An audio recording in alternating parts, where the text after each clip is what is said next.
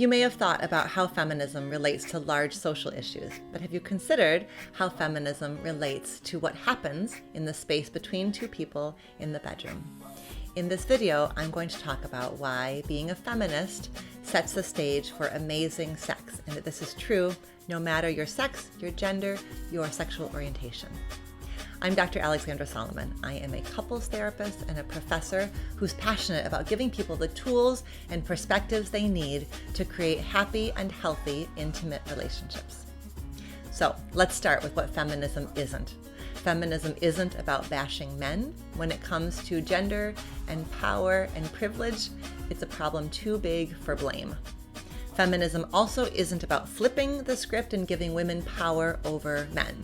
Feminism is about looking at how systems of power and privilege and access have created the conditions for inequality and moving towards a system where power is redistributed and everybody has more access to equality.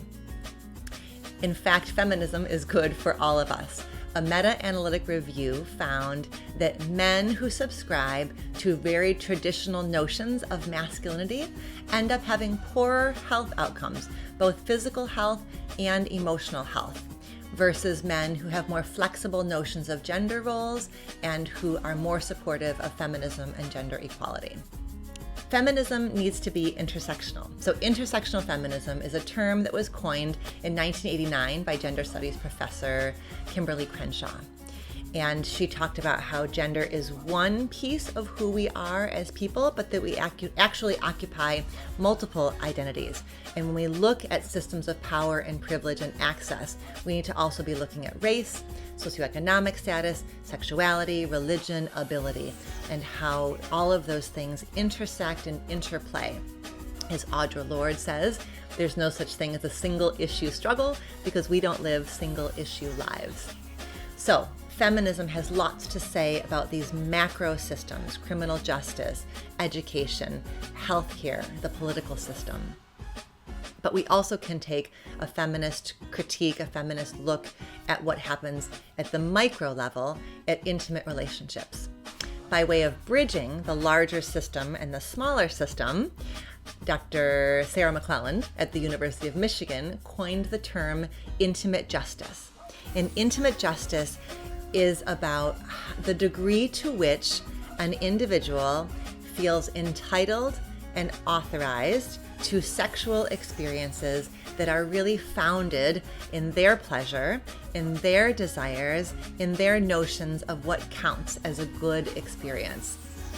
And if you have been told in ways large and small that you matter less because you occupy one or more marginalized identities, it's really important to be curious about and thoughtful about how you carry that idea into the bedroom with you. We bring our whole selves into the bedroom with us. If you're partnered with somebody who occupies one or more marginalized identities, it's really important to be thoughtful and mindful about how those differences in power and privilege shape in really subtle ways what each of you feels entitled to asking for in the bedroom. And in her research, she's found, in fact, that when you ask somebody, what counts as good sex? How do you define a good sexual experience? There actually are differences based on people's experiences of privilege. People with more privileged identities tend to have a higher bar, more expectation for what would be a good sexual experience than people who occupy more marginalized identities. So this work of starting to look at and unpack how bigger social messages come with us into the bedroom is hard work, it's emotional work, it can create in us feelings of sadness, feelings of anger, and so we must practice a lot of self-compassion in terms of how it came to be this way for us, and we need to create the conditions in our relationships where we can have these conversations with curiosity and with humility, remembering that these problems are too big for blame and that the best we can do is become increasingly aware of how messages impact and shape us. This is what I talk about as shifting from an outside-in experience of our sexuality to an inside-out experience of our sexuality. So there's no getting around that you have been told in lots of different ways who and how you should be as a sexual person. Think about the sexual education you had as you were growing up, if you had sex education.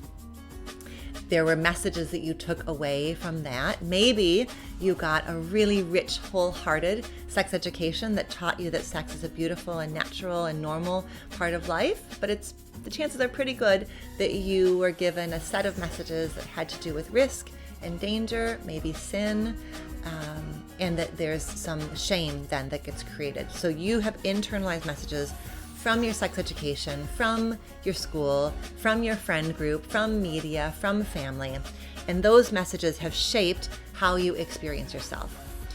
Moving from an outside-in definition of sexuality, which is I am the sum total of the messages I've been given, to an inside-out definition of sexuality, which is about I am taking the time and the space that I need to cultivate from the inside out a really thoughtful, gentle, self-compassionate understanding of my relationship to my erotic self.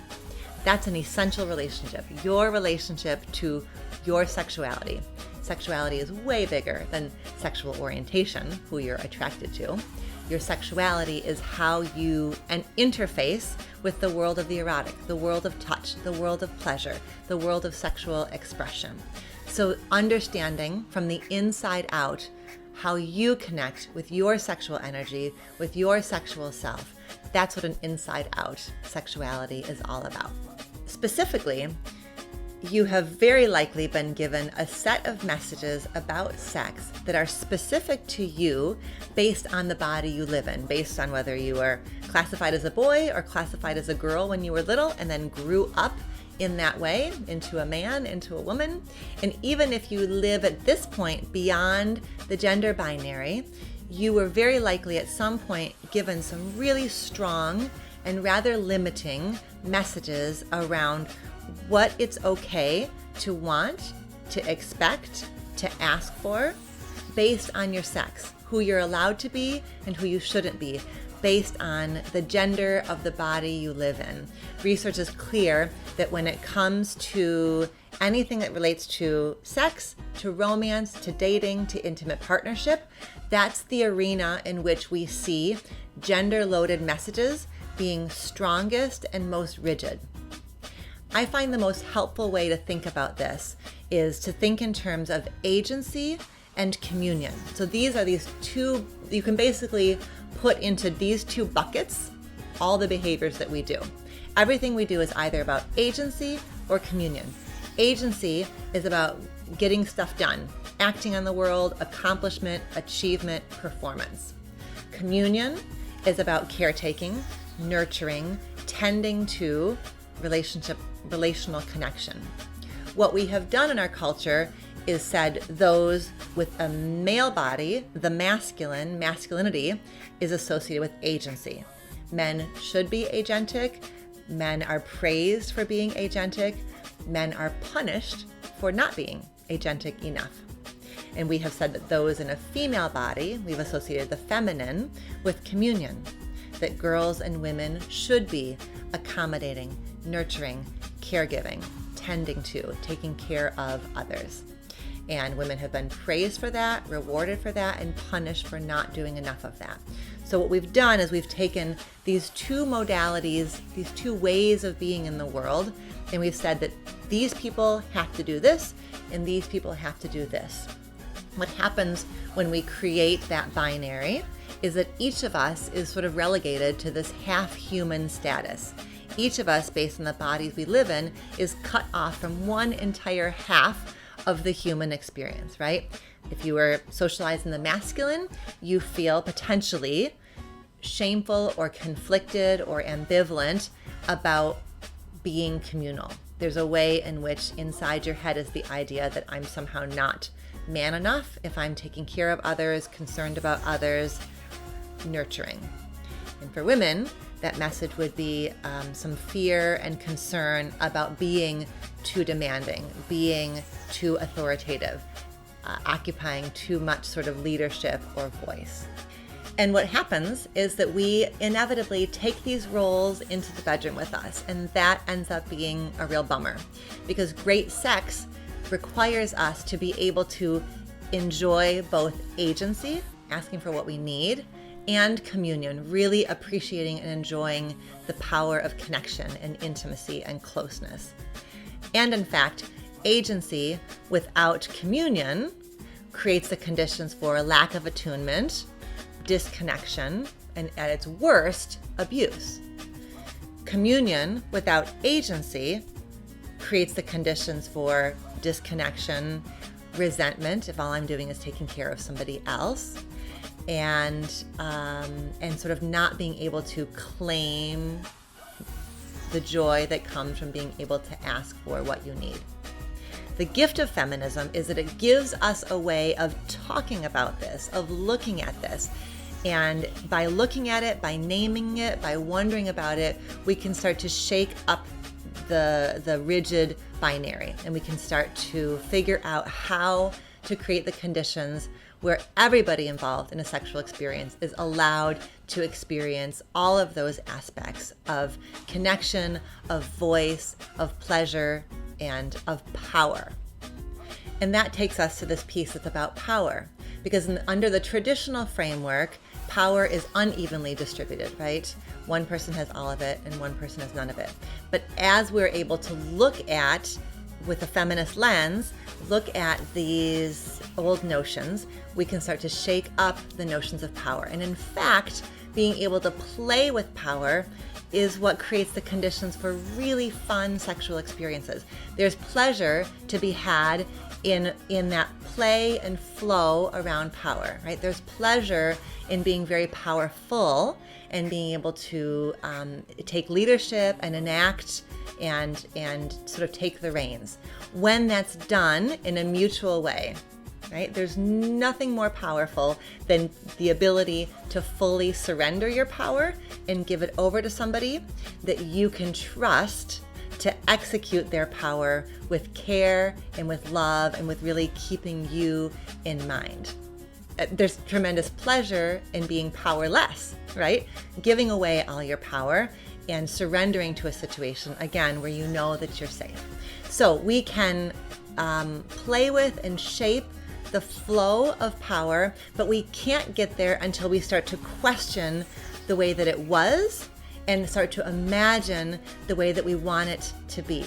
And that is why feminism is sexy, because it allows us to imagine new possibilities for how we might connect rather than being locked into one narrow storyline based solely on the bodies that we occupy.